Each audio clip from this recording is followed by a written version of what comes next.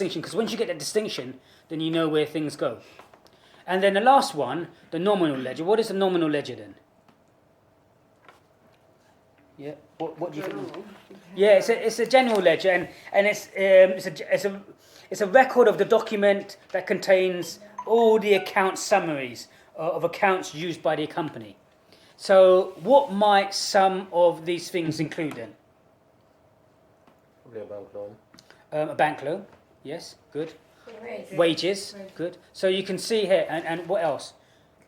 Capital, fixed assets, yeah. So would go in a nominal ledger, good. So I'm really pleased because you've understood that well and you've actually answered these questions. So I am really pleased, yes. Would phone bills for a company come underneath that?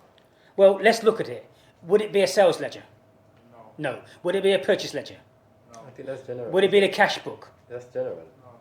It would be general. So it would be the nominal ledger, wouldn't it? Good. Yeah. So you can work it out. Do you understand where it would go? Okay. Okay, so that's really good.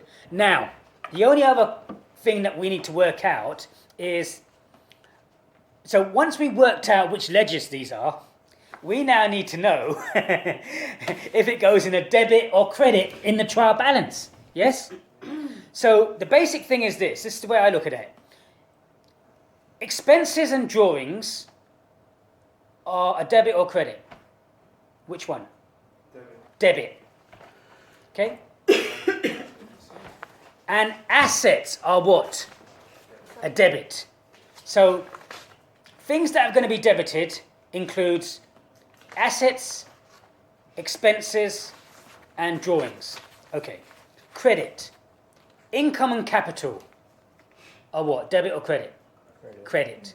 And liabilities. Now, here's the thing. If you look at these realistically, you think expenses and drawings, you can see how that's a debit, yes?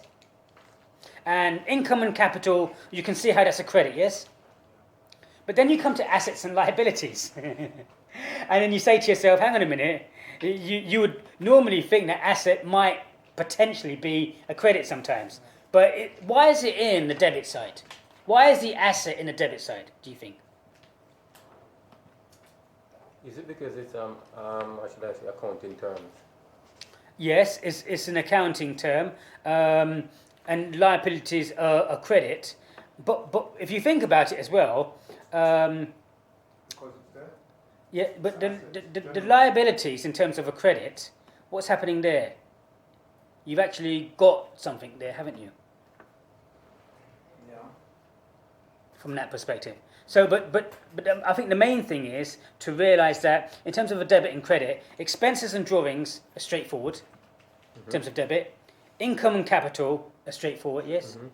But you need to make sure that you put the assets as a debit and the liabilities as a credit. Okay? And we'll put it like that way. Don't from that accounting perspective. Okay? No overcomplicated. Okay. So capital then. Where would capital go? Would it be a debit or credit? Credit. Capital is a credit, good. What about stocks? Where would it go? Debit. And why would stocks be a debit? Because it bring money. Because it's an asset. Yeah. Stock is an asset. And so because stock is an asset, as we said, assets will be debited in the trial balance. What about sales? Where would sales go? Logically, where would sales go? Sales would be income, so where would it go? Credit. Credit. What about cash and equivalent? Where would that go? Asset. Hold on, I thought sales was actually debit. Okay, but sales coming into the company is a credit. Revenue. It's an income. Coming in. It's coming into the company. So it's a credit because it's an income. Yeah. Okay. What about cash and equivalent? Cash and equivalent is just there, so it is a asset. It's an asset, so is it debit or credit? It's a Debit. Debit. Good. Excellent. You see? But you would think that, hang on a minute, if it's cash and equivalent, I want to put that in a credit. yeah, because Yeah. no, Do you see the temptation? revenue, you think it's cash. You think it's revenue, but you actually put it in as a debit in the trial balance.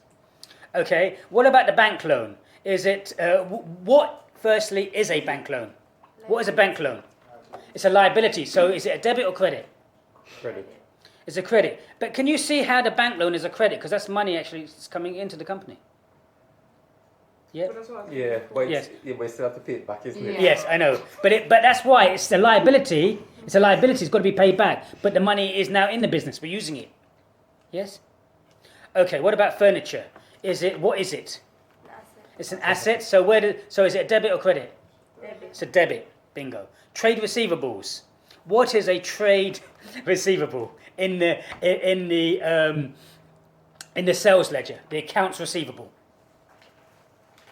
It's what's owed to you. Good. Accounts receivable. So if you know it's owed to you, it is. Would that come? Expense?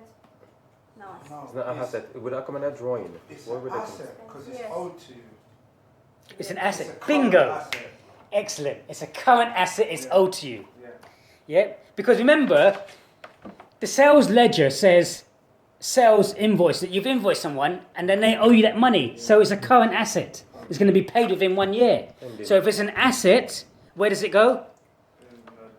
In In a debit. debit. Well done. Sorry. That is really good. Do you see how we're getting this? Okay.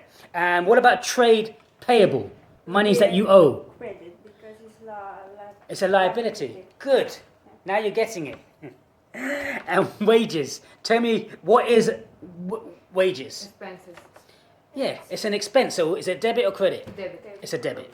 So good. I mean, and once you understand these things and also understand that trade receivable is money that is owed to you, which is a current asset, you understand a current asset must be a debit on the trial balance.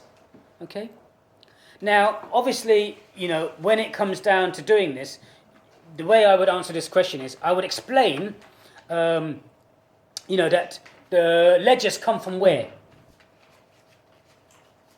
The book of entry. Book of prime entry. So the book of prime entry is like, this information is not put into the ledger straight away. It actually comes from the book, from all over the company, different books in different places, and then it's put in these separate ledgers. Okay? Can you see why the different ledgers are important? To break up all the information. Yeah? So, I would talk about the prime entry books briefly, explain each of the ledgers in terms of the sales ledger, the purchase ledger, the cash book, and the nominal ledger. Also explain the different names that they have and what they are. And then I would talk about goods being debited and credited. And debits include assets, expenses and drawings, and credits include liabilities, income and capital. Then I would explain the purpose of the trial balance. Yes?